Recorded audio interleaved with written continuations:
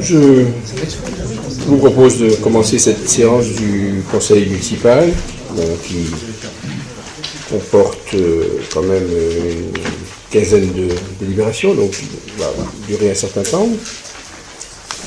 On voit d'abord les absents excusés. Sylvie Legendre est excusée, elle a donné pouvoir à Marc Lesage.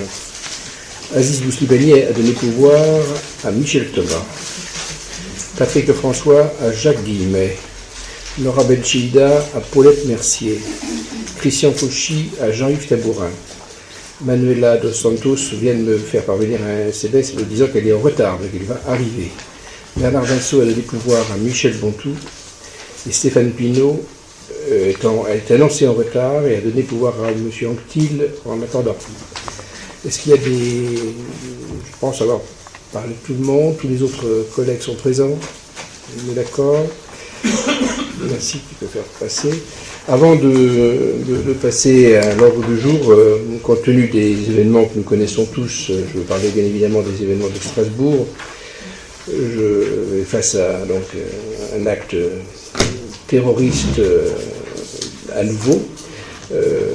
Quel que soit l'auteur de l'acte et quelle que soit la méthode utilisée, il me semble qu'on se doit de montrer tous notre détermination dans l'union pour dire tout simplement, pour faire face à ces actes-là, à ces menaces-là, et faire comprendre toutes celles et tous ceux qui auraient envie de continuer que de toute façon, ce n'est pas leur action qui nous feront bouger et qu'on est déterminé à tenir bon au nom de la démocratie et des valeurs, évidemment, des droits de l'homme et des valeurs républicaines. Voilà, on a été très très très nombreux à avoir été Charlie, parce que c'était la première fois qu'il fallait qu'on le dise très fort, et il faut qu'on soit à nouveau très très nombreux à être Strasbourg, si vous me permettez cette expression, mais qui veut quand même dire quelque chose, au-delà d'une expression, voilà, peut-être un peu médiatique, mais en tout cas, elle veut dire quelque chose. Donc je vous propose de respecter une minute de silence.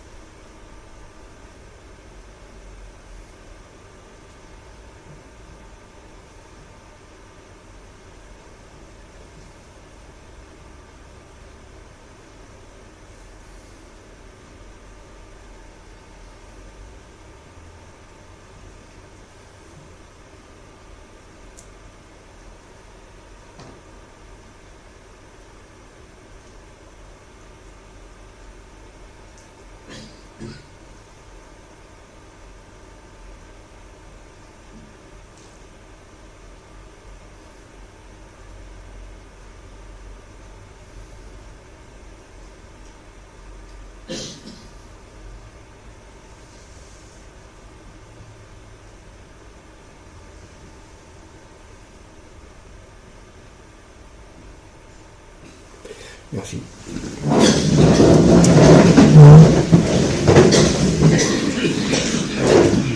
Alors, il me semble qu'avant là aussi de passer au menu du conseil, je dois vous présenter, certains d'entre vous étaient en commission plénière, pas tout à fait tous, et donc au moins pour ceux qui n'étaient pas là en commission plénière, pour le public aussi présent aujourd'hui que je salue, une tête nouvelle parmi nous, qui est notre nouvelle directrice des services, directrice générale des services, qui remplace, comme vous le savez, M. Mercier, qui, bien qu'en poste, encore une fois, jusqu'au 31 décembre, n'est plus physiquement présent depuis une bonne quinzaine de jours. Et par contre, Patricia Mund, donc, elle est présente depuis le 1er décembre, enfin le 3, lundi 3. Merci à toi d'être parmi nous. Évidemment, on compte sur toi pour... mettre tes pas dans ceux du précédent, c'est pas tout à fait, avec la dose de continuité, avec la dose de changement, les deux étant nécessaires, voilà. En tout cas, je te fais confiance pour, je connais ta détermination à aller dans ce sens. Je sais pas si tu veux dire un mot. Non, je remercie tout le monde. Voilà, merci au conseil municipal de m'accueillir et particulièrement à l'équipe. Voilà, donc je suis dans la continuité. Pour l'instant au moins. Ah, oui. Mais bien sûr qu'il faut aussi quelques modifications. Bien sûr. De toute façon, même une personne change aussi parfois de méthode au fur et à mesure, n'est-ce pas? Même une personne, voilà. Merci à toi. Secrétaire de séance, qui veut bien assumer cette fonction qui n'est pas trop prégnante maintenant? Jean-Yves, merci à toi.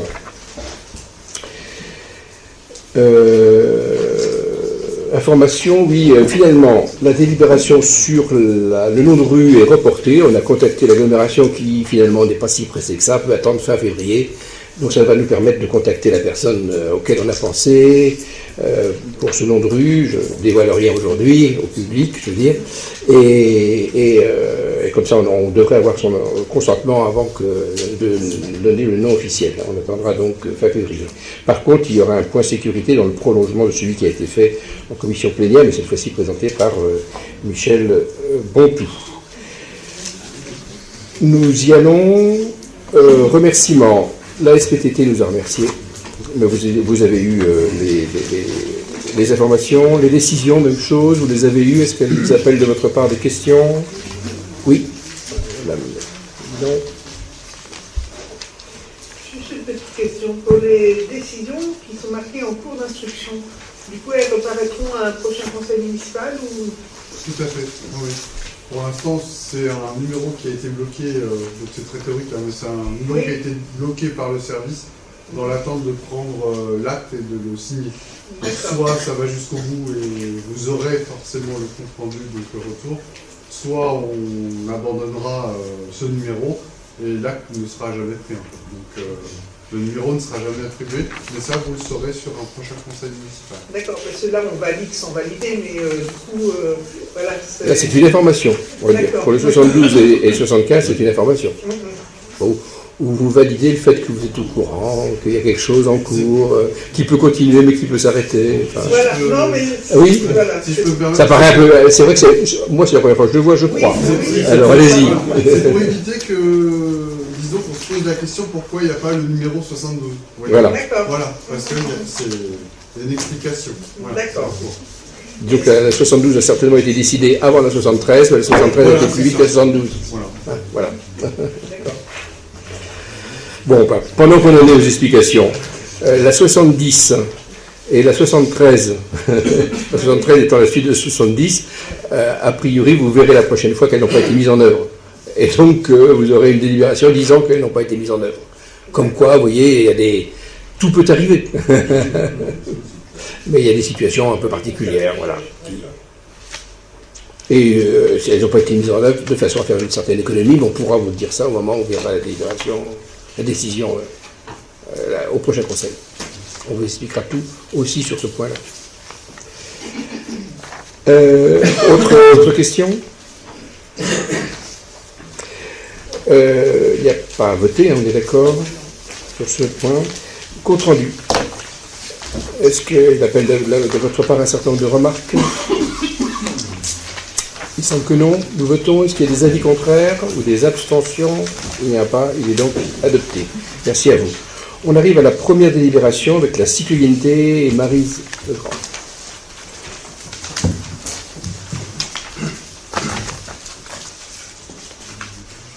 Donc vous avez à la fois la délibération qui est projetée à l'écran et joint à cette délibération le projet d'accord de coopération. Moi je vais me baser dans un premier temps sur celui-ci. Donc afin de pouvoir poursuivre notre action avec le village de Tancanto au Sénégal, vous avez expliqué, j'ai déjà expliqué en plénière qu'il fallait qu'on passe par le biais d'une convention écrite entre les deux collectivités. Donc nous sommes la première instance à la valider. Le village de Tancanto la présentera au son conseil municipal le 17 décembre. Mais elle a déjà fait bien sûr un aller-retour entre les deux collectivités pour que l'on puisse être d'accord. Donc il s'agit pour nous de concourir au soutien financier pour le développement de carrés maraîchers. Donc ces carrés maraîchers, ils existent déjà, il s'agit d'augmenter le nombre. Ces carrés maraîchers ayant deux vocations, tout d'abord répondre aux besoins alimentaires et ensuite permettre de développer un peu d'économie en pouvant vendre les surplus au niveau des marchés locaux. Donc la collectivité mainvilloise va conforter ces structures et on nous dit que chaque carré est limité à 1 hectare et dans les actions, il y aura surtout des achats de clôture, de semences, de perfectionnement de systèmes d'irrigation. La participation de la ville est de 7 000 € et ensuite bien sûr la convention fixe le protocole entre les deux communes pour s'assurer du suivi de l'action. Donc les actions font l'objet d'un suivi, d'une évaluation croisée et la convention dure 1 année. Voilà ce que je peux dire sur la convention. Donc maintenant je vais revenir à la délibération. Et donc, oui, dans la convention, on dit également que la ville de Mainvilliers s'engage à susciter d'autres partenariats. Donc, le partenariat principal que nous avons sollicité, on l'avait déjà évoqué, c'est au niveau de la région, puisque nous avons déjà eu des rencontres préalables avec le service au niveau qui soutient les projets européens et internationaux, territoires citoyens et solidaires. Et ensuite, on vous tiendra bien sûr au courant à chaque fois de l'évolution. Donc nous aurons un dossier plus complet à présenter à la région qui verra si elle peut abonder à la même hauteur que nous. Donc la commune bénéficierait d'une aide plus conséquente. Donc nous avons eu, considérant qu'au terme d'un dialogue constructif de 3 ans qui a permis d'aboutir à plusieurs rencontres de travail, tant sur le territoire de la République française que sur celui de la République du Sénégal, considérant que les échanges ont permis de mettre en lumière les besoins des pouvoirs publics de Tonkanto Escale et de sa société civile, de concevoir et de délimiter le champ d'action et des modalités pour la collectivité mainvilloise. Donc on propose la signature d'un accord de coopération décentralisé. Tout ceci ayant trait à promouvoir le développement durable, l'égalité femmes-hommes et la lutte contre la pauvreté. Donc on vous demande d'approuver cette convention. Merci à toi. Est-ce qu'il y a des questions? Oui, madame. Oui, c'est parce qu'on a deux voilà. Il ne peut pas y en avoir 3 d'allumés en même temps. Les 7 000 €, ça sera le budget l'année prochaine alors? 2019, vous voulez dire, non? Oui. Oui. Parce que là, du coup, ils n'étaient pas sur le budget de l'année. Non, non, oui, d'accord. On est d'accord? Non, oui, oui. Ouais, attends, il y avait peut-être une somme, oui. Il y avait une somme qui était prévue, mais qui ne va pas être dépensée, en fait, c'est ça. On avait inscrit la somme, puisqu'au départ, on ne savait pas à quel moment on allait pouvoir signer la convention. Après, au niveau de la région, il y a des délais d'instruction, il y a des périodes, donc les ajustements des calendriers nous ont conduit à présenter ce projet de convention en décembre. Nous aurions peut-être pu le présenter 4 mois avant et du coup, nous avions déjà la somme inscrite au budget. Donc il va être annulé et reporté, parce Ouais. que c'était de fonctionnement, je suppose, c'est ça. Oui. Voilà. Ça tombe dans les excédents de fin d'année, on réinscrit en 2019. Autre question? Et ce que j'ai peut-être oublié de dire, c'est que dans les actions que nous devons promouvoir autour, il y aura un échange des jeunes conseillers municipaux de Mainvilliers avec les jeunes élèves ou de structures de loisirs de Tonkanto. Donc nous avons déjà présenté ce projet aux élus du conseil municipal enfants qui ont été très séduits et ravis et je crois qu'ils ont hâte de commencer leur correspondance. Voilà. C'est quand même les intérêts d'Internet et à ce niveau-là, y compris au Sénégal, ils sont certainement... ça va peut-être pas tout à fait aussi vite que nous, mais ils sont quand même branchés, on va dire ça comme ça. Et c'est quand même intéressant que des jeunes puissent converser comme ça à des milliers de kilomètres.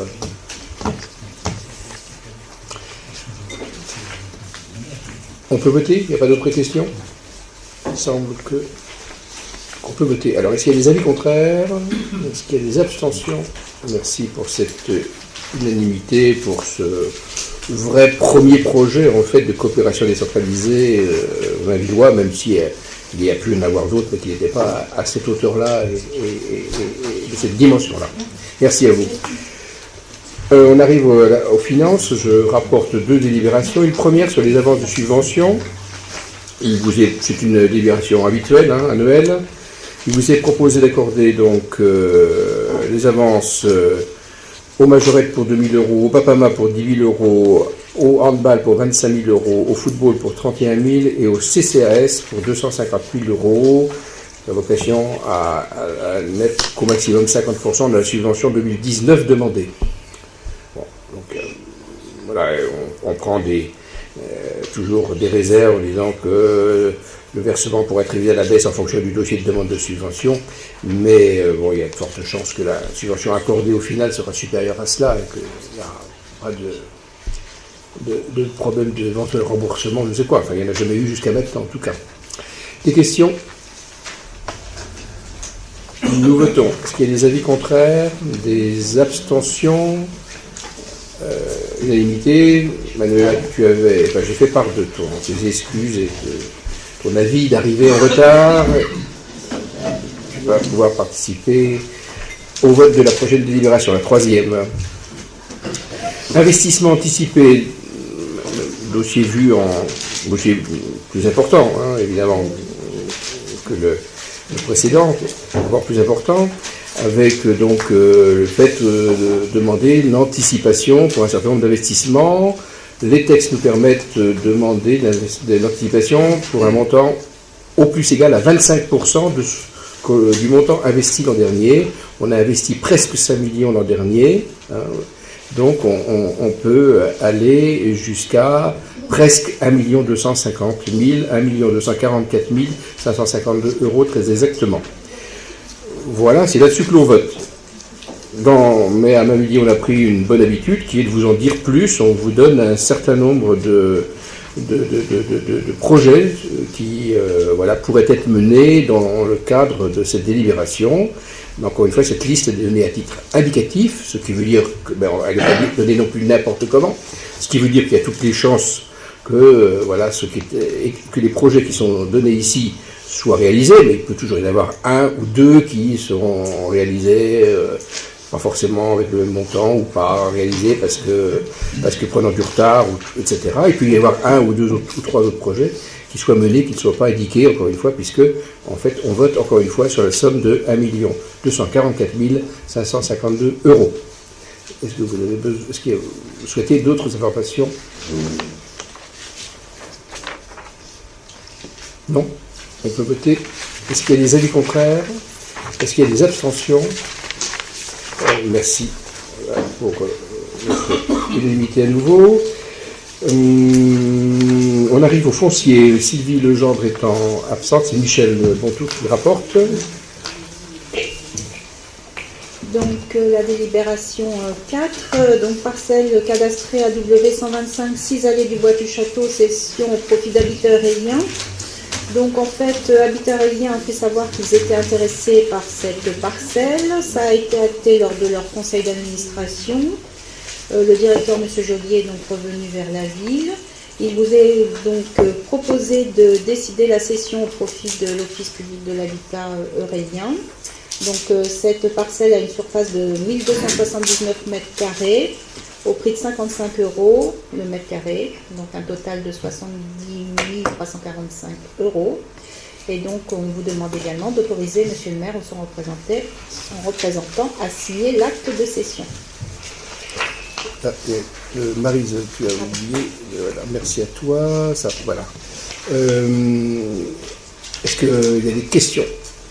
Certains d'entre vous, même chose, c'est pas un dossier nouveau, on l'a vu au moment de l'achat de la parcelle, on le voit maintenant au niveau de la vente d'une partie de la parcelle, et puis on le reverra certainement au vu de la vente aux autres particuliers, qu'on n'a pas vu encore, Romain, de mémoire.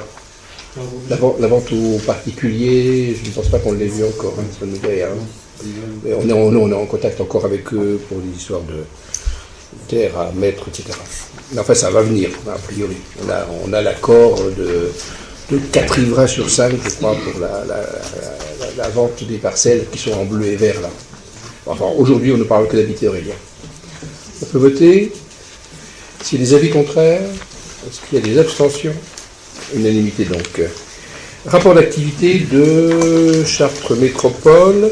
Vous l'avez reçu sous forme de clé CD.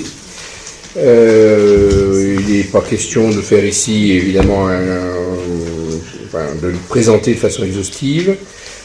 Par contre, il est toujours possible de s'exprimer dessus. Il est aussi possible à certains collègues de s'exprimer aussi, en particulier les communautaires. Est-ce que certains d'entre vous souhaitez vous exprimer? Maryse?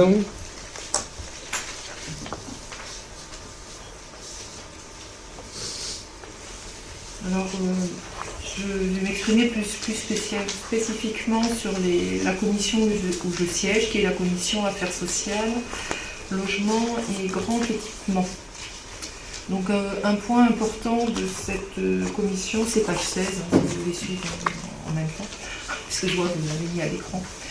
C'est que Chartres Métropole a délibéré pour mettre en place la conférence intercommunale du logement. Alors, bien sûr, pour le moment, de façon concrète, on n'y est pas encore, mais la délibération a été prise et on avance sur ce dossier, qui est, j'en profite pour le dire, un point qui doit figurer dans la convention que nous aurons au titre du projet PNRU et que nous aurons à signer. Voilà, donc il faut bien que ce soit fait. Parallèlement, il y a également en cours les travaux préparatoires au niveau du programme local de l'habitat, ainsi que les travaux du plan départemental de l'habitat. Ensuite, un dispositif qui existe depuis maintenant plusieurs années, qui concerne l'aide à la pierre, qui à la fois s'adresse au parc privé et au parc public. Donc le dispositif a été reconduit le 4 avril 2016 pour une durée de 5 ans. Donc les objectifs, c'est la lutte contre l'habitat indigne et très dégradé, l'amélioration de la performance énergétique des logements, l'adaptation des logements pour les personnes en situation de perte d'autonomie et l'amélioration et développement du parc locatif privé. Ce sont des aides qui sont accordées aux propriétaires pour aménager leur logement, et à chaque commission et à chaque conseil communautaire, nous avons un certain nombre de dossiers de ce type. Donc ce sont vraiment des aides dont les habitants se sont saisis sur l'ensemble des communes de Chartres Métropole. Donc on a un objectif qui a augmenté, et au lieu de... Maintenant, on a un objectif de 697 logements sur 5 ans, alors qu'on était auparavant à 580. Au niveau du parc public, donc Chartres Métropole apporte également des aides pour constituer une offre nouvelle de logements locatifs sociaux. Et en 2017, 124 logements sociaux ont ainsi été financés par Chartres Métropole. Ce montant a permis aux bailleurs de réaliser 85 logements financés en plus et 39 logements en PLAI. Au niveau de la politique ville, donc le bilan mi-parcours a été effectué au cours de l'année 2017 et on a pu ainsi définir les orientations pour 2018, et on parle essentiellement de la mise en place du contrat local de santé. Donc là aussi c'est pareil, les travaux sont en cours, les réunions existent, mais le projet, le contrat local de santé ne sera vu au conseil communautaire que de mémoire en juin 2019. Donc nous sommes toujours dans les travaux préparatoires. Également des liens avec la mission locale, bon, ça on l'a vu, et les conseils citoyens, ça vous l'avez vu puisqu'on en a un sur Naviguer. Et on parle aussi de la GUP, c'est la gestion urbaine et sociale de proximité. Donc là aussi, donc moi je suis sur le rapport 2017. 2018, on est toujours en phase de mise en place, et on a voté, et j'espère qu'en 2019, nous aurons la personne recrutée par l'agglomération et qui sera chargée d'être effectivement en poste sur ce dispositifs. Les appels à projets contrat-ville, ça tous les ans. En 2017, c'est le pilier cohésion sociale qui est le plus représenté. Bon, 20 actions subventionnées, on a un petit camembert, on est page 17. Page 17, voilà, le camembert, voilà, mais ça je vous le laisse. Après, vous avez des exemples d'actions que je ne vais pas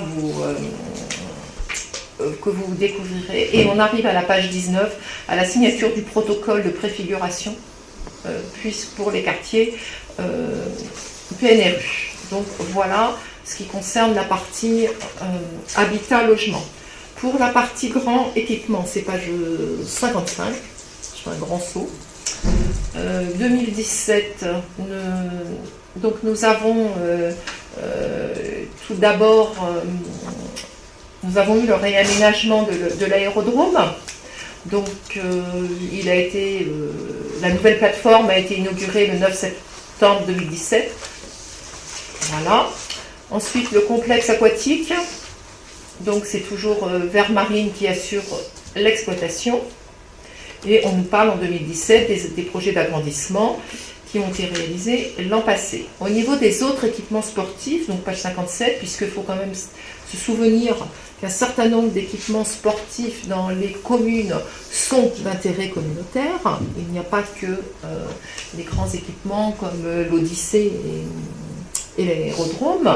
Donc les autres équipements sportifs, qui sont des équipements de proximité, dont Chartres Métropole a confié la gestion quotidienne aux mairies sur le territoire desquels ils sont implantés.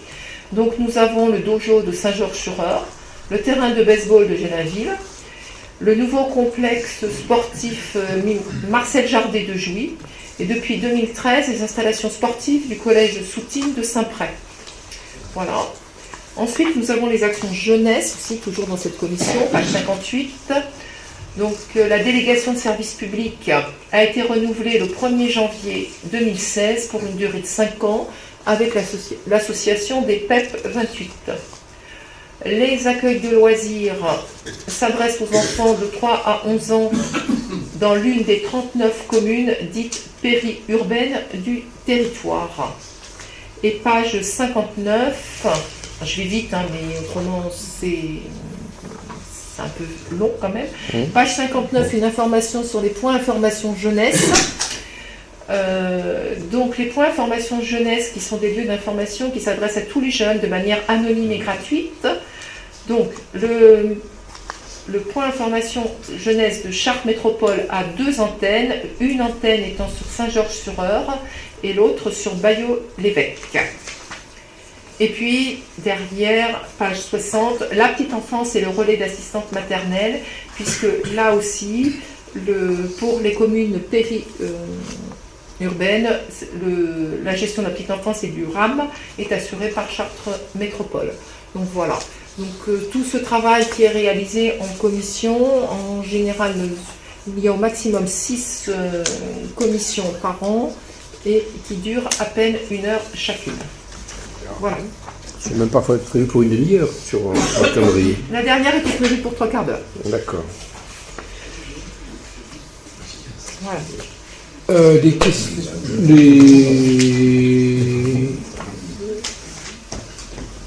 Autre intervention, réaction?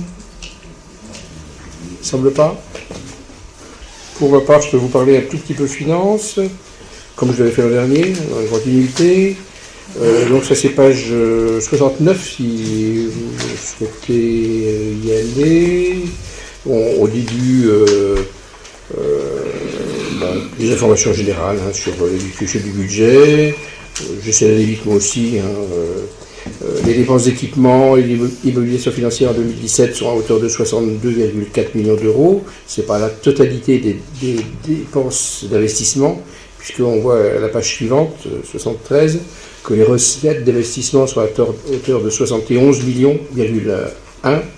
Ce qui me paraît important à noter, c'est que la moitié est couverte par emprunt, donc 36,4 millions d'euros, c'est quand même non négligeable, 50% d'emprunt sur les dépenses. On est très loin de ce que nous faisons nous à Meuillier, mais ce n'est pas non plus le même budget. Enfin quand même, 50% c'est très important. Ensuite, plus bas, on voit l'encours de la dette qui a augmenté de 29 millions d'euros, c'est quand même important, et l'encours de la dette s'élève à 226 millions quand même d'euros, une augmentation donc de près de 15% d'une année sur l'autre.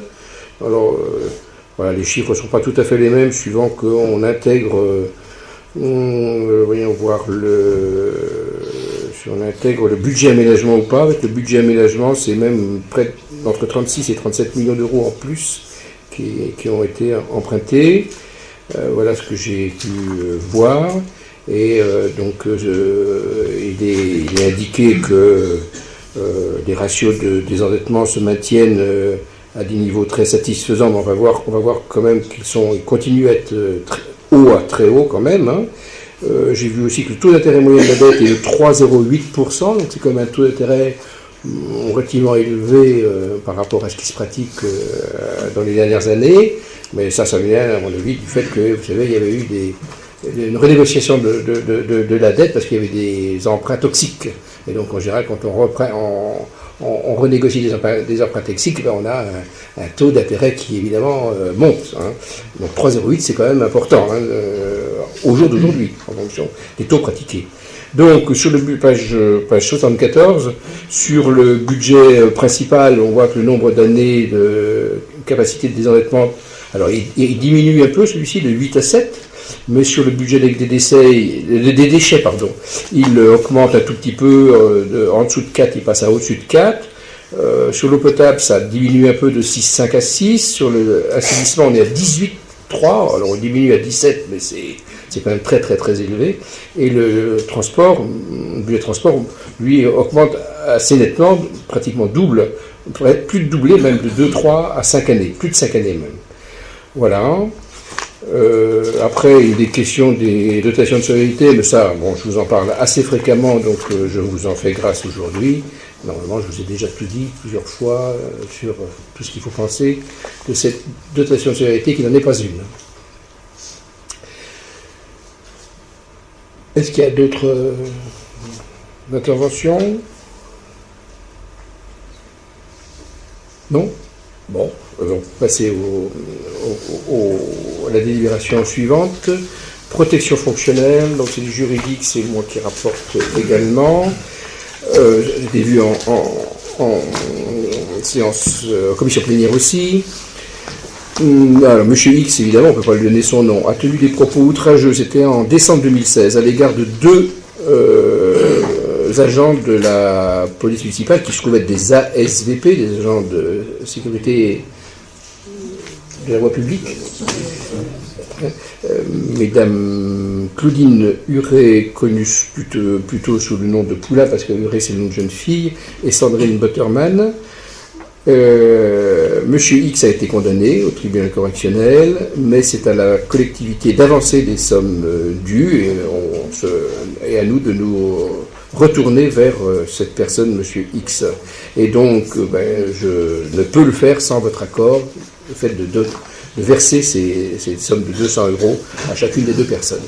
Ce n'est pas une délégation que vous m'avez donnée, donc il faut que le conseil municipal se prononce. Des questions, remarques, etc. Nous pouvons voter. Est-ce qu'il y a des avis contraires ou des abstentions? Non, merci pour elle. Maryse Legrand, de nouveau à toi, mais cette fois-ci au titre de la politique de la ville.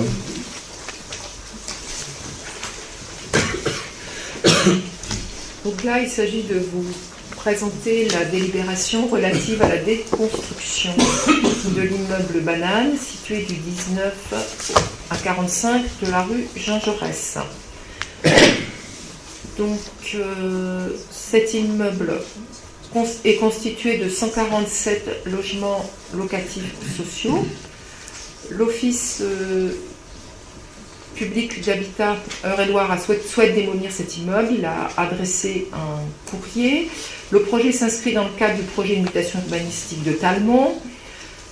Ce bâtiment à usage d'habitation ne peut être démoli sans l'accord préalable du représentant de l'État dans le département et de la commune d'implantation des garants de prêt.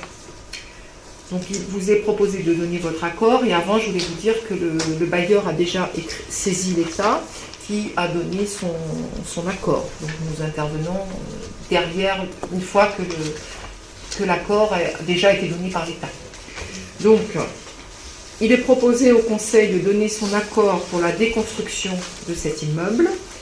Le projet de mutation urbanistique de Talmont, son enjeu est de changer l'image du secteur, de requalifier la centralité de Mavillé, de reconstruire des logements et des équipements en requalifiant certains équipements, en réaménageant les espaces publics, notamment la place du marché, enrichir le pôle loisirs via la construction d'une salle culturelle, recomposer le tissu urbain avec des nouveaux programmes de logement et promouvoir les liaisons douces. Donc, voilà ce que je peux vous dire par rapport à la délibération. Ensuite, ce que je peux ajouter, c'est qu'une réunion publique a lieu, sur invitation, a lieu le 18 décembre. Elle est organisée par Habitat Aurélien en direction des locataires. Donc, c'est pas tout à fait une réunion publique, excusez-moi. Puisque c'est... où Habitat Aurélien, c'est suite à cette réunion, un peu d'une réunion de lancement, où il va pouvoir ensuite adresser un courrier aux habitants pour arrêter les baux qui sont en cours, puisqu'en fait ils sont tous titulaires de bail, donc il faut respecter les procédures.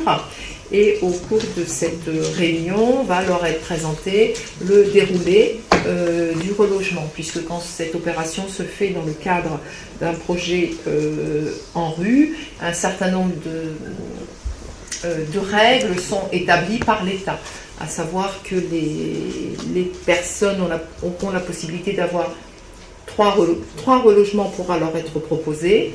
Le coût du déménagement est pris en charge par le bailleur. Excuse-moi, c'est même pas pourra, c'est devra, les trois. Devra, oui. On peut leur en proposer un peu plus, mais c'est trois obligatoires. Oui, mais certains pourront partir au bout d'un. Oui, bien sûr. Le déménagement est pris en charge par le bailleur, ainsi que les changements de compteurs, électricité, gaz, etc. Et ensuite, un accompagnement spécifique peut leur être proposé en fonction des besoins pendant une période de 6 mois.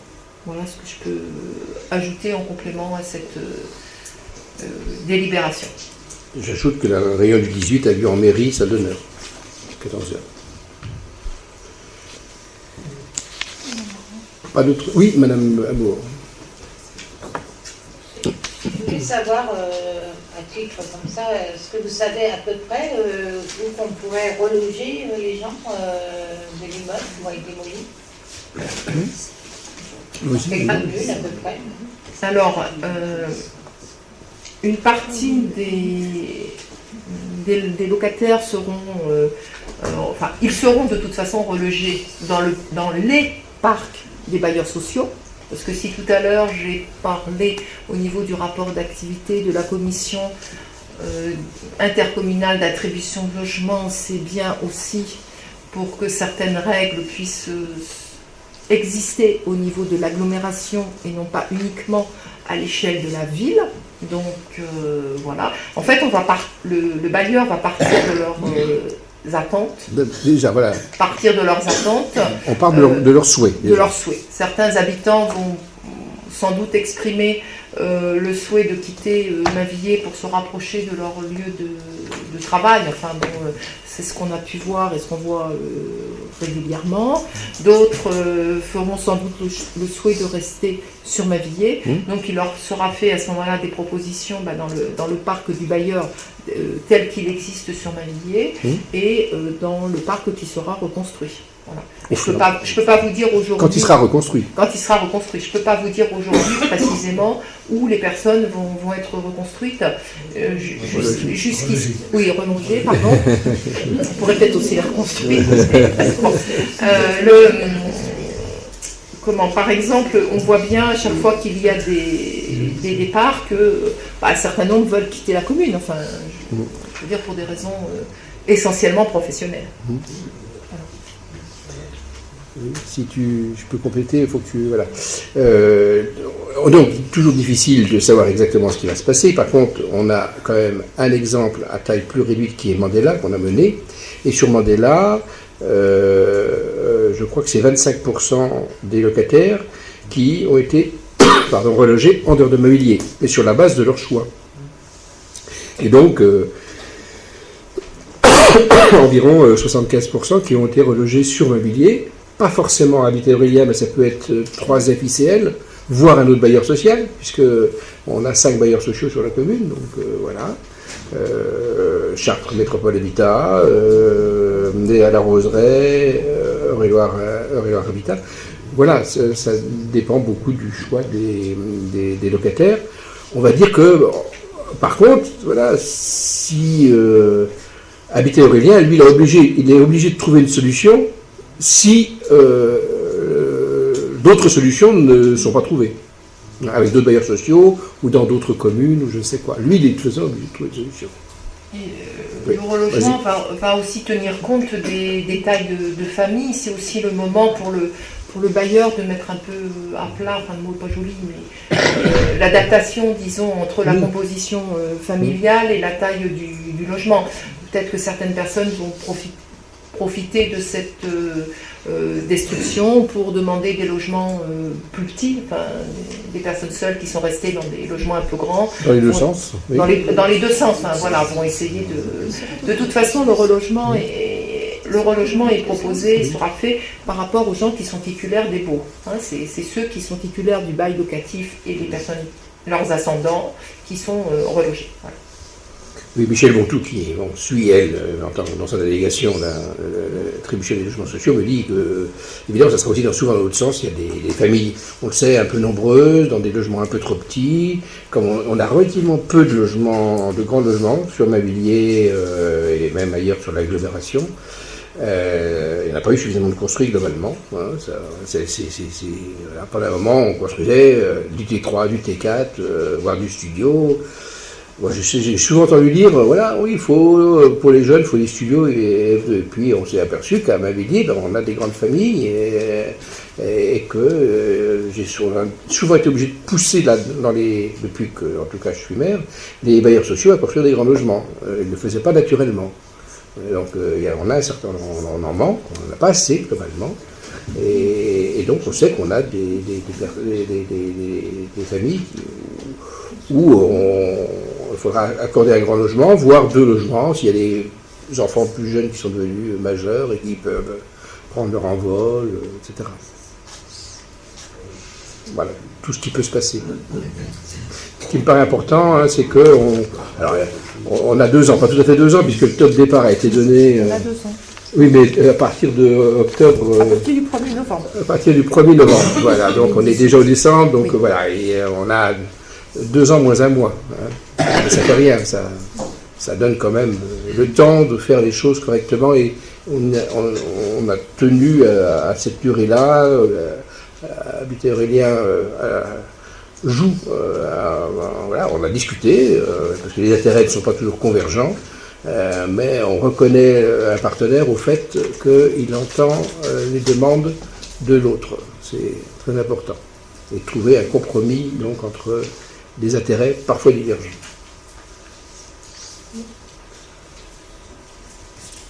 C'est bon? Pas d'autres questions?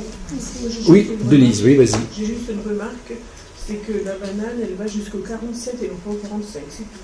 Ah, il y aurait une erreur, c'est ça? Ah oui, on va rectifier parce qu'elle Elle va jusqu'au 47. Ah, c'est donc sûr. Aurais-tu habité par là? Non, je connais quelqu'un qui... Il me semblait bien qu'il y avait du vécu quand même, nécessairement. Merci à toi. Je ne sais pas d'où vient l'erreur, mais enfin, il faut la corriger. Les numéros que D'accord, merci à toi. C'est bien 47. C'est bien 47, oui, c'est ça. Ça a été transformé en 45, c'est ça. Ça a été transformé en 45. Mais voilà, on va dire que c'est un coup de l'ordinateur, allez.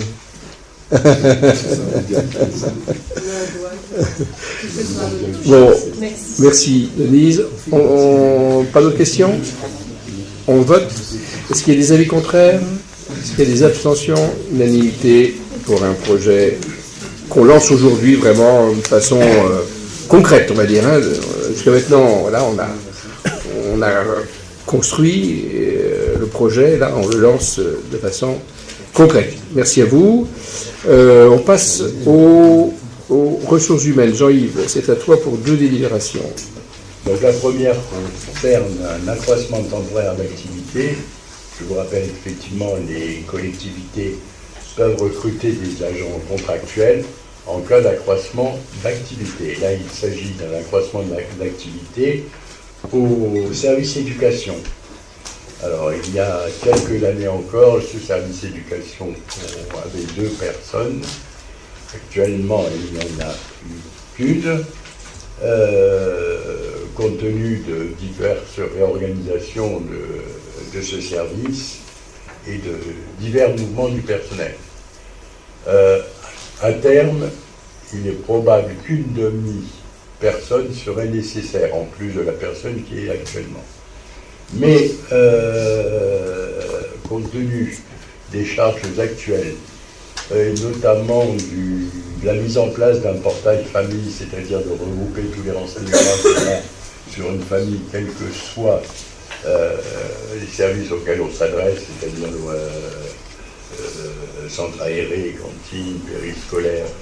Donc là, ça nécessite un travail sur les dossiers existants et des regroupements relativement fins. On préfère arriver assez rapidement à ce portail famille qui simplifiera et le travail du personnel et également les familles, parce que ça évitera quelquefois de demander des renseignements qu'on a déjà, mais on ne le sait pas parce que ça concernait un autre secteur. Compte tenu de tout ça, on demande donc un poste contractuel pour une période de 12 mois. Et ce que je vous disais, à terme, on souhaiterait, et je pense qu'on y arrivera, que ce poste soit un demi... Économiser, quoi. Économiser un poste. Voilà. Il peut toujours y avoir, on peut économiser d'un côté et puis être besoin de le recréer par ailleurs. Ben, en tout cas, voilà, faut gérer au plus juste. Et c'est la formule la plus souple, effectivement, dans ce cas-là, dans ce cadre-là, c'est de prendre un emploi contractuel. Tout vous a été dit, me semble-t-il. S'il y a des questions, cependant, il semble que non. Nous pouvons voter. Nous y allons. Est-ce qu'il y a des avis contraires, des abstentions? Nous sommes unanimes. Jean-Yves, c'est toujours à toi. Alors là, c'est une création de poste, donc il faut que ça figure au niveau du tableau des emplois. En gros, c'est un renforcement de la direction des services techniques, mais pas uniquement les services techniques, dans la mesure où on voudrait créer, j'allais dire, un emploi un peu d'interface entre les services techniques et les services financiers. Alors les services techniques travaillent bien sur le côté technique, dirais-je, mais quelquefois en matière de finances et de liaisons rigoureuses, elles sont moyennement appréciées par le service finance. Voilà, prenant quelqu'un des finances qui fera ses tâches administratives et financières, on pense qu'effectivement ça améliorera la qualité du service rendu. Nous vous avons mis la liste des différentes tâches qui pourraient incomber et vous comprendrez aisément que ce n'est pas souvent de la compétence exclusive des services techniques. Donc c'est un poste d'emploi d'adjoint administratif classique, mais qui sera donc dans les services techniques. Je crois que là aussi, je vous ai dit au moins l'essentiel du dossier. Au moins l'essentiel, mais s'il y a des questions, évidemment, elles sont les bienvenues, Madame Milon. Ah, c'est toujours le problème des 3, allez-y. Donc c'est une création, un poste en plus. Quelquefois on crée des postes en vue d'un changement de grade, d'une promotion. Là non, c'est une création... Oui, c'est une création de poste, mais c'est pas forcément un poste en plus globalement. Voilà. Parce que service technique, il y a quelqu'un qui est en longue maladie actuellement et qui arrive qui est parti, qui arrive au bout de sa longue maladie, donc qui est parti. Et en fait, voilà, il y a création. C'est pas une vraie création, on va dire. Non, en termes financiers, c'est un transfert. Voilà, d'accord. Mais c'est pas du tout le même profil. Et de toute façon, on est obligé de vous le présenter comme une création. Oui, d'accord. Mais en accompagnement, on vous dit que financièrement, ce n'est pas une dépense en plus. D'accord, c'est ce que je voulais savoir. Je comprends bien. J'avais déjà dit en commission plénière et on certifie, c'est bien ça. Autre question? Nous pouvons voter? Est-ce qu'il y a des avis contraires? Est-ce qu'il y a des abstentions? Sur l'unanime. Nous continuons avec la sécurité et tranquillité. Il y a très rarement de délibération dans ce secteur-ci, mais voici un exemple. Michel, c'est à toi. Donc, il s'agit de la fourrière animale avec la convention avec l'association fourrière départementale et donc une autorisation de signature. Donc, le département d'Eure-et-Loir n'interviendra plus dans la gestion de la fourrière animale pour le compte des communes de son territoire. Donc, et cela, ça sera à compter du 31 décembre prochain. Donc, la convention arrive donc à son terme et une réflexion globale a été menée avec les différents interlocuteurs du département. Et donc, il est proposé en fait de disposer d'une fourrière associative. Et donc, la commune serait adhérente et engagerait des frais à hauteur de 8 700 € par an. Donc, il est proposé au conseil municipal de confier la gestion de son service public, ayant trait à sa fourrière communale animale à l'association fourrière départementale, à Milly pour une durée d'1 an, et d'autoriser monsieur le maire à signer la convention. Merci pour la présentation. Est-ce qu'il y a des questions, remarques? Il ne semble pas. Bon, évidemment, là, on est dans le cas où on ne peut pas dire que c'est le département qui se désengage, puisque c'est la loi NOTRe qui, quelque part, a décidé que ce n'était plus de la compétence du département. En tout cas, c'est une dépense en moins pour le département et une dépense en plus pour les communes. Ça, par contre, c'est incontestable. On peut voter? Est-ce qu'il y a des avis contraires? Est-ce qu'il y a des abstentions? Limité. Nous arrivons au service à la population, en l'absence de Sylvie Legendre, excusez, bien évidemment. Michel, bon tour rapporte. Donc là, il s'agit des tarifs de la location de salles et donc de fixer les nouveaux tarifs pour 2019. Donc, alors je ne vais pas reprendre parce que déjà d'une part, ça a été largement vu en plénière. Vous avez le déroulé qui s'affiche à l'écran. Donc, vous avez un tableau avec la nouvelle tarification au 1er janvier 2019 et donc les différents dispositifs, les gratuités, enfin voilà ce qui est envisagé. Donc, il vous est donc proposé d'abroger à compter du 1er janvier 2019 la délibération de la séance du conseil municipal du 14 décembre 2017 et d'adopter à compter du 1er janvier 2019 les tarifs et les conditions de location tous mentionnés. Voilà. D'accord. Donc, en commission plénière, on avait dit qu'on supprimerait ce qui est indiqué ici en jaune. Hein. Donc, c'est là, c'est maintenant qu'il faut le confirmer. Hein. Mais ça n'a pas vocation à exister puisque les salles dites jaunes et bleues, je ne sais plus, enfin en tout cas n'existent plus en tant que telles sous cette forme-là. Elles sont mises à disposition de l'école Victor Hugo, c'est bien ça, Marc, Estelle? Voilà. Et après, la dernière chose à dire, j'insiste, c'est que le taux d'imposition que nous trouvons là de 5,13%, il ne vient pas de nulle part. Hein, c'est une méthode qu'on peut aussi qualifier de mavilloise, en tout cas qui colle au coût du service et à la façon dont il se compose, ce coût du service. Hein. Les composés en charge de personnel, prestations et fluides. Donc c'est un taux qui colle vraiment à la réalité, j'insiste, de notre commune et du service. On peut voter? Est-ce qu'il y a des avis contraires, des abstentions? 3, 4, 5, 6, 7 abstentions, c'est ça? Pas d'expression de vote? Pas d'expression de... non. Tarif du cimetière. Alors, le tarif du cimetière, donc là, la même chose. Donc, il vous est demandé d'abroger à compter du 1er janvier 2018 la délibération de la séance du 14 décembre 2017 et d'adopter les tarifs qui vous sont donc proposés dans le tableau sur écran et sur vos documents à compter du 1er janvier 2019. Voilà, un petit point peut-être, dire que considère enfin qu'il y a vu le faible nombre de concessions perpétuelles accordées ces dernières années, donc il est envisagé de ne plus concéder de concessions perpétuelles dans les cimetières de Mavillé. Voilà, un point qui me paraissait important.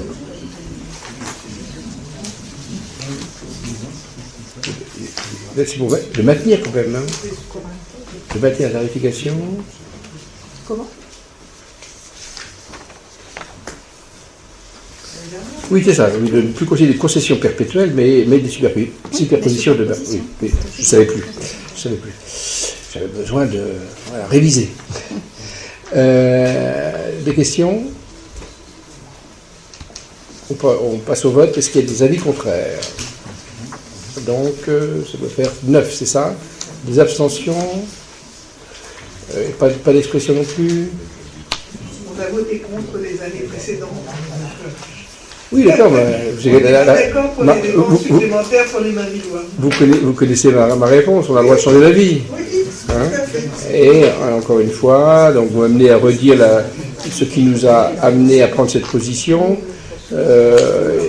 C'était un moment où il y avait une perspective de baisse de recettes.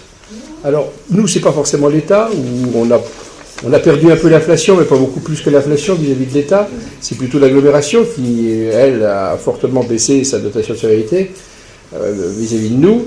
Et il nous fallait retrouver quelques recettes. Et on s'est dit que là, c'était un service où on pouvait, en gros, être à l'équilibre, c'est-à-dire où on pouvait demander aux usagers à peu près le montant que ça nous coûte. Voilà pourquoi on a plutôt choisi ce service. Je suis amené à le redire évidemment compte tenu de votre vote. Et bien évidemment qu'on n'a pas choisi, par exemple, c'est important, un choix politique au sens noble du terme, de faire peser, d'augmenter les frais d'autres services comme le périscolaire, la restauration, voire les repas des personnes âgées, ou par exemple pour les personnes âgées, elles ne payent en gros en moyenne que 50% du coût du service. Hein. Pour les restaurations scolaires, on est plutôt de mémoire à 40% peut-être en moyenne, je ne suis même pas sûr, je ne connais qu'à un tiers du prix des services payés globalement. On voit la différence, quoi. Hein. Donc voilà, certes, une hausse d'un tarif n'est jamais très agréable quand on l'a subi, mais là, les personnes, ça avait été dit aussi dans notre choix, il y avait l'idée qu'on avait pris un tarif où les personnes, heureusement, n'utilisent pas régulièrement le tarif, mais que de façon occasionnelle. C'est pas la même chose que d'utiliser régulièrement la restauration scolaire. La hausse, elle revient tous les mois, j'aimerais dire tous les jours après jour. Hein. Voilà, donc, et après, il faut bien être gestionnaire aussi, c'est-à-dire que si les recettes augmentent moins vite que les dépenses, on connaît, après on parle d'effet de ciseaux, alors nous on n'a pas forcément envie d'être dans cette situation-là, parce que ça veut dire après qu'on est obligé d'emprunter, et là, je fais référence à ce que j'ai dit pour l'agglomération, où ils sont obligés d'emprunter 50% de leur montant d'investissement. C'est pas ce qui nous arrive, nous on arrive certaines années à tout autofinancer. Donc voilà, il faut voir les choses globalement. Pour moi. En tout cas, c'est ce que nous souhaitons. Et étant, évidemment, le pilote de la majorité, je me dois de rappeler ça à tout le monde. On continue. Jacques Guillemet. Donc, on va être sur la même voie. Alors, avec une petite particularité, c'est que ces augmentations-là ont d'abord informé tous les commerçants du marché. Bon, on n'a eu aucun retour négatif, d'autant plus que l'augmentation de 1,76 est appropriée, puisque c'est fluide, c'est personnel, c'est aussi le balayage que vous voyez à chaque jeudi. Et puis quand vous regardez 2018-2019, on va sur des 2 centimes, 3 centimes, donc on a été sur quelque chose de très raisonnable. Moi, je voulais vous donner aussi une autre information. C'est que du fait de la fermeture du marché de Chartres, ex-but des Charbonniers, on a de plus en plus de demandes, effectivement, pour venir sur ce marché. Donc je veux dire que bon, on a de quoi voir venir, et puis un petit peu, là on est plein partout, hein, on n'a pas aucune place de disponible, mais on va bien surveiller à ce qu'il y ait un roulement, et surtout ça va nous permettre, parce qu'on ne pouvait pas le faire avant, c'est qu'il n'y ait pas que 36 personnes qui font le même boulot. Donc on va essayer de rechercher dans les prochaines classes des choses nouvelles pour le marché. La diversification. Alors, je voulais en profiter quand même, parce qu'il y a quand même une équipe qui est derrière moi et que je voudrais qu'on remercie, pour le faire Michel, hein, c'est l'équipe municipale, parce qu'ils font un boulot vraiment magnifique, et en plus, c'est eux qui ont la charge de tout aujourd'hui. Donc, je demanderais de la police en particulier. Voilà, ils ont tout mutualisé et ils ont fait un travail formidable. Merci à toi. Des questions? Non, nous pouvons voter. Est-ce qu'il y a des avis contraires? Des abstentions? Oui, on a une pseudo qui est toujours un peu défaillante. Il y a une intervention, Patricia, donc vous n'êtes pas? Oui. Et malgré l'intervention, ça? Oui, elle est lunatique. Il y a des jours où ça marche mieux que d'autres. Alors, on était sur les avis contraires. Abstention? Non, unanimité. Michel, de nouveau, c'est pour toi pour les photocopies et ensuite pour le recensement. La délibération numéro 14 pour le tarif des photocopies et supports de communication de liste électorale. Donc, rappelez que la commune n'a pas revu ses tarifs de photocopies depuis le 1er janvier 2007. Il vous est donc demandé d'abroger à partir du 1er janvier 2019 la délibération, je ne donnerai pas le numéro, vous l'avez, de la séance du conseil municipal du 8 décembre 2011, d'adopter donc à compter du 1er janvier 2019 les tarifs photocopie et fourniture de support de communication de la liste électorale comme suit. Et donc vous avez le tableau qui reprend toutes les photocopies, les différents moyens de communication. Voilà. Merci. Est-ce qu'il y a des questions? Bon, délibération évidemment moins importante pour tarif que les précédentes. On vote. Est-ce qu'il y a des avis contraires, des abstentions? Unanimité. Dernière délibération du Conseil d'ailleurs. Vas-y. Donc c'est la dernière délibération, donc la 15, recensement de la population, rémunération des agents recenseurs. Donc les objectifs du recensement, donc on vous les rappelle, hein, déterminer la population légale de la France et de ses circonscriptions administratives, décrire les caractéristiques de la population et de ses conditions de logement. Donc pour ce qui concerne Mavilliers, donc un échantillon d'adresses correspondant à 8% des logements est recensé chaque année par sondage. Donc pour 2019, on vous donne les dates. Donc le recensement se déroulera du 17 janvier au 23 février. Donc on rappelle que le recensement reste sous la responsabilité de l'État, que la réalisation des enquêtes de recensement repose sur un partenariat entre la commune et l'Institut national de la statistique et des études économiques. Voilà, que les enquêtes de recensement sont effectuées par des agents qui sont recrutés à cette tâche et que leur désignation et leur rémunération sont de la seule responsabilité de la commune. Il vous est donc proposé, comme l'an passé, de les rémunérer au prorata du nombre de réponses qu'ils auront collectées, personnellement ou via Internet, suivant un barème qui vous est donc reprécisé et donné. Feuille de logement, fiche d'adresse ou logement non enquêté, dossier d'adresse collective, 0,67 centimes d'euros, bulletin individuel 1,29 €. Les séances de formation et la tournée de reconnaissance des immeubles seront rémunérées à hauteur de 33,63 € chacune, et une indemnité forfaitaire destinée à couvrir les déplacements et communications téléphoniques s'élèvera, elle, à 112,70 €, soit 2,45 € par jour. Donc ces taux sont nets de cotisation. Et on rappelle également que cette proposition s'appuie sur une hausse de 1,24% par rapport à la rémunération des agents recenseurs de 2018. Merci. Donc voilà, il y a une revalorisation. On parle 2 fois avant. Dans le passé, on a fait des revalorisations plus substantielles. On avait estimé qu'on était un petit peu bas. Je pense que là, maintenant, on doit être un peu dans la moyenne de ce qui se pratique. Est-ce qu'il y a des questions? ne semble pas nous pouvons voter. Est-ce qu'il y a des avis contraires? Est-ce qu'il y a des abstentions? Non. Merci pour une délibération qui est importante. Hein. La qualité du recensement est très importante pour les recettes de la commune, puisque les dotations de l'État et la dotation de l'agglomération sont basées en particulier sur le nombre d'habitants de la commune, et que le nombre d'habitants de la commune, il dépend de la qualité du recensement.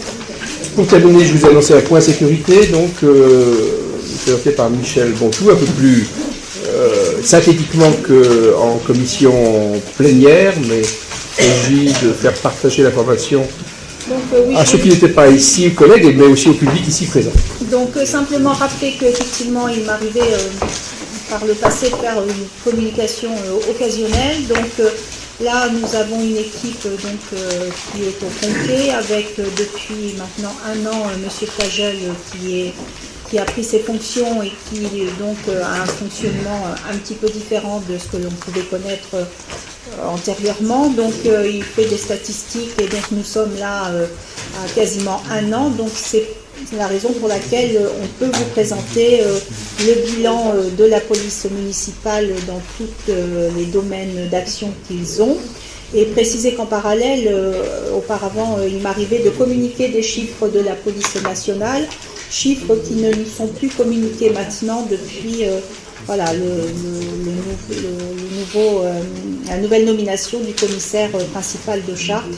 Ce sont des chiffres qui ne sont pas obligés de nous communiquer.